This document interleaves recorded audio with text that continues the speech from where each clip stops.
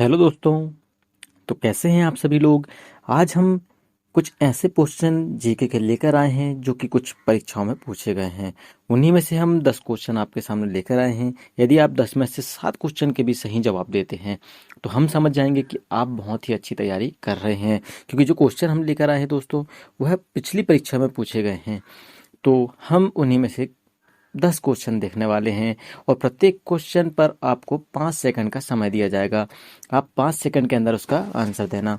साथ ही साथ आप पा- आप जितने क्वेश्चन सही हो रहे हैं आप कमेंट करके हमें बताएं कि आपने कितने क्वेश्चन सही किए हैं। तो ठीक है दोस्तों, तो हम शुरू करते हैं। पहला क्वेश्चन हमारे सामने, पहला क्वेश्चन ये है कि बांधवगढ़ राष्ट्रीय उद्यान कहाँ स्थित है। क्वेश्चन ये है कि बांधवगढ़ राष्ट्रीय उद्यान कहाँ स्थित है। तो आप इसका आंसर दीजिए।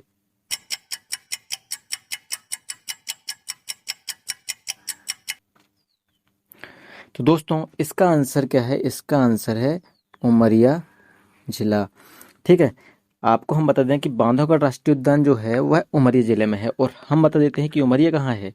उमरिया है एमपी में। मतलब जो उमरिया जिला है वह एमपी में है, और बांधवगढ़ राष्ट्रीय उद्यान कहाँ है, मध्य प्रदेश में। क्वेश्चन ये भी पूछ सकता है कि बांधवगढ़ राष्ट्रीय उद्यान किस प्रदेश में स्थित है, तो हम इसका आंसर क्या आएगा, मध्य प्रदेश में स्थित है। इसके साथ ये भी क्वेश्चन पूछ सकते हैं कि इसकी स्थापना कब हुई थी। तो दोस्तों बांधवगढ़ राष्ट्रीय उद्यान जो है उसकी स्थापना कब हुई थी, 1968 में। ठीक है, साथ ही साथ यह 32 पहाड़ियों से घिरा हुआ है दोस्तों। कितनी पहाड़ियां, 32 पहाड़ियों से यह घिरा हुआ है। ठीक है, याद रखिएगा कि यह 32 पहाड़ियों से घिरा हुआ है। यह बांधवगढ़ राष्ट्रीय उद्यान उमरिया, मध्य प्रदेश के उमरिया जिले में स्थित है। साथ में यह स्थापना 1968 में हुई थी।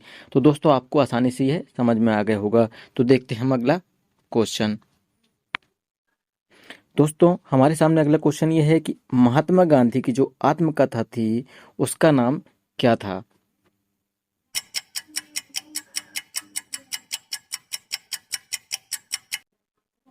तो दोस्तों इसकी जो महात्मा गांधी जी की जो आत्मकथा थी उसका नाम था माई एक्सपेरिमेंट विथ ट्रथ। ठीक है दोस्तों, इसका नाम क्या था, इसका नाम था माई एक्सपेरिमेंट विथ ट्रथ, मतलब सत्य का साथ उनका प्रयोग। तो यह जो लिखी गई थी वह थी इंग्लिश भाषा में। किस भाषा में, अंग्रेजी भाषा में लिखी गई पुस्तक थी उनकी। ठीक है दोस्तों, अब देखते हैं हम अगला क्वेश्चन। दोस्तों हमारे सामने अगला क्वेश्चन ये है कि बंगाल के बंटवारे का आदेश किसने दिया था। हमारे सामने ऑप्शन है Lord Curzon, Lord Macaulay, Lord Mountbatten और लॉर्ड विलियम बेंटिंग।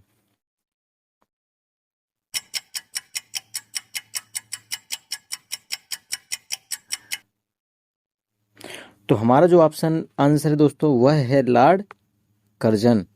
किसने बंटवारे की आदेश किसने दिया था, लॉर्ड कर्जन ने दिया था दोस्तों। यह जो दिया था वह लॉर्ड कर्जन कब से कब था, लॉर्ड कर्जन का वो था जो कार्यकाल था वह 1899 से कब था, 1905 तक था दोस्तों। ठीक है, और 1905 में ही क्या किया था, 1905 में उन्होंने किया था बंगाल बंटवारे का। 1905 में क्या कहा था, उस करा था उसने, बंगाल बंटवारे का आदेश दिया था। उसका ये मूल मकसद था, कहते हैं 1905 में क्या था, फूट डालो और शासन करो की नीति के तहत उन्होंने क्या किया था, फूट डालो और क्या करो, शासन करो। अंग्रेजों का मेन मकसद क्या था, फूट डालो और शासन करो। इसी के तहत लॉर्ड कर्जन जो था उनने क्या किया था, बंगाल बंटवारे का आदेश दिया था। और इसका क्या हुआ, 1911 में 1911 में यह आदेश वापस ले लिया गया। मतलब 1911 जो था वह बंगाल विभाजन का जो था वह रद्द कर दिया गया था। याद रखिएगा, बंगाल विभाजन का जो आदेश था, जो प्रतिपादित किया गया था, उसे क्या कर दिया गया था, 1911 में रद्द कर दिया गया था। तो दोस्तों मुझे उम्मीद है कि आपको आसानी से समझ में आ रहा होगा। देखते हैं हम अगला क्वेश्चन। दोस्तों हमारे सामने क्वेश्चन ये है कि भारत का डायमंड सिटी किस शहर को कहा जाता है। तो दोस्तों भारत का डायमंड सिटी किस शहर को कहा जाता है। हमारे पास ऑप्शन है पन्ना, सूरत, कानपुर, जयपुर।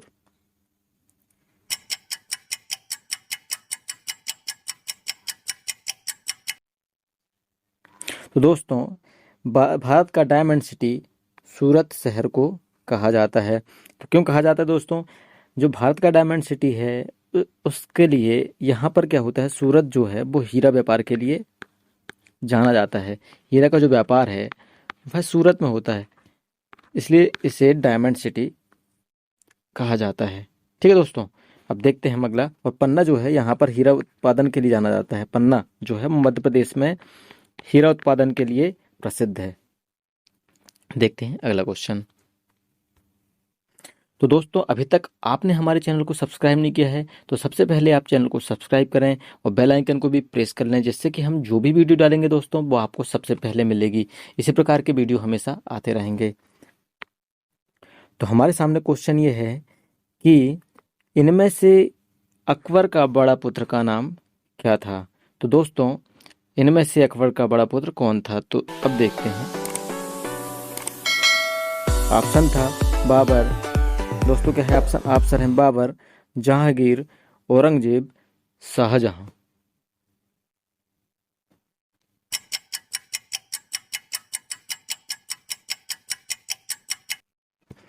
तो दोस्तों अकबर का जो बड़ा पुत्र था उसका नाम जहांगीर था। ठीक है दोस्तों, जो अकबर का बड़ा पुत्र था उसका नाम क्या था? जहांगीर था। दोस्तों ये था 1605 से कब तक? 27 तक इन्होंने क्या किया था? राज किया था। और जो अकबर जो था वह मुगल वंश के बादशाह था। ठीक है, अकबर मुगल वंश के क्या था? बादशाह शासक रहा है।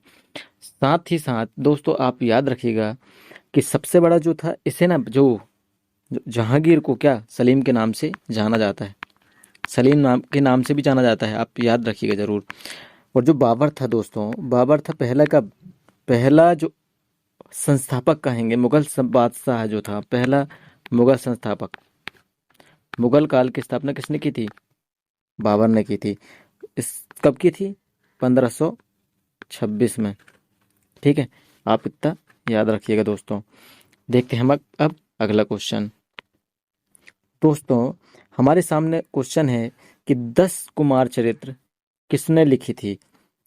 ऑप्शन हमारे सामने है मीराबाई, तुलसीदास, दांडी और कालिदास।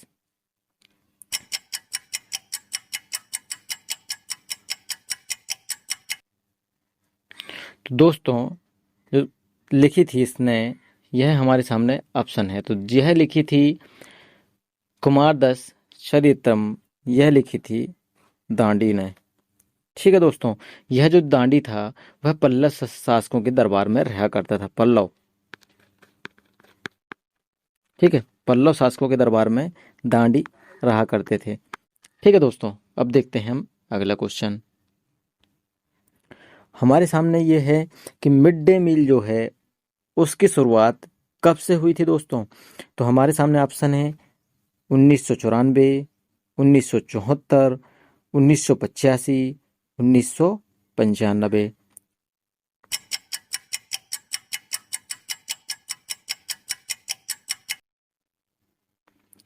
तो इसका उत्तर है दोस्तों 1995। मिड डे मील की जो शुरुआत हुई थी 1900 कब हुई थी? 95 में। मध्याह्न भोजन जो शुरुआत हुई थी 1995 में। दोस्तों पहले यह था प्राथमिक विद्यालयों के लिए था, 1 से 5वीं तक के। ठीक है, इसको फिर बढ़ाकर कब कर दिया गया? 1 से 8, मतलब माध्यमिक शिक्षा मंडल तक के जो बोर्ड थे वहां तक इसको बढ़ाकर कर दिया गया। इसकी स्थापना हुई थी, शुरुआत कब से हुई थी दोस्तों? 1995 से। अब देखते हैं हम अगला क्वेश्चन। दोस्तों हमारे सामने क्वेश्चन ये है कि भारतीय रिजर्व बैंक का मुख्यालय कहाँ स्थित है? हमारे सामने ऑप्शन है मुंबई, दिल्ली, कानपुर, चेन्नई। तो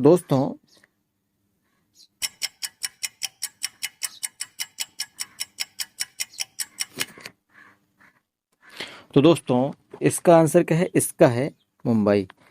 भारतीय रिजर्व बैंक की स्थापना कहाँ हुई थी मुख्यालय कहाँ है दोस्तों? इसका मुख्यालय है मुंबई में।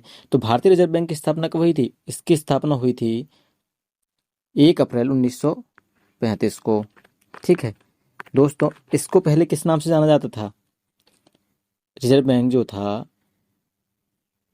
1935 में दोस्तों इसका राष्ट्रीयकृत कब किया गया? 1935 में इसकी स्थापना तो हुई, लेकिन राष्ट्रीयकरण 1 जनवरी 1949 को इसका राष्ट्रीयकरण कर दिया गया, भारतीय रिजर्व बैंक का राष्ट्रीयकरण। देखते हैं हम अगला क्वेश्चन।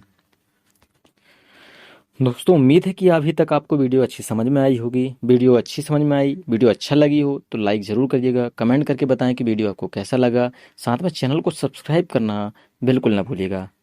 तो क्वेश्चन ये है दोस्तों, सिलिकॉन वैली ऑफ इंडिया किसे कहा जाता है? कोलार, बेंगलुरु, हैदराबाद और कुल्लू घाटी।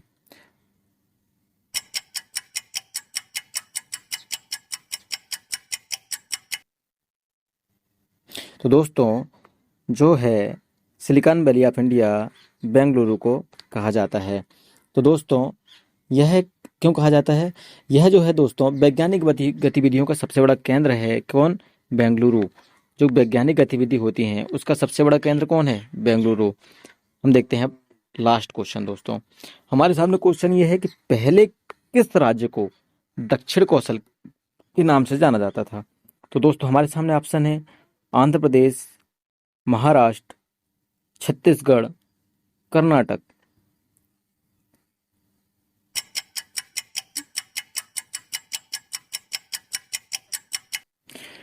तो दोस्तों इसका आंसर है छत्तीसगढ़। जो दक्षिण कौशल है उसके नाम से छत्तीसगढ़ को जाना जाता है। दोस्तों आपको वीडियो अच्छा लगा होगा, कमेंट करें, लाइक करें और शेयर करना बिल्कुल भी ना भूलें।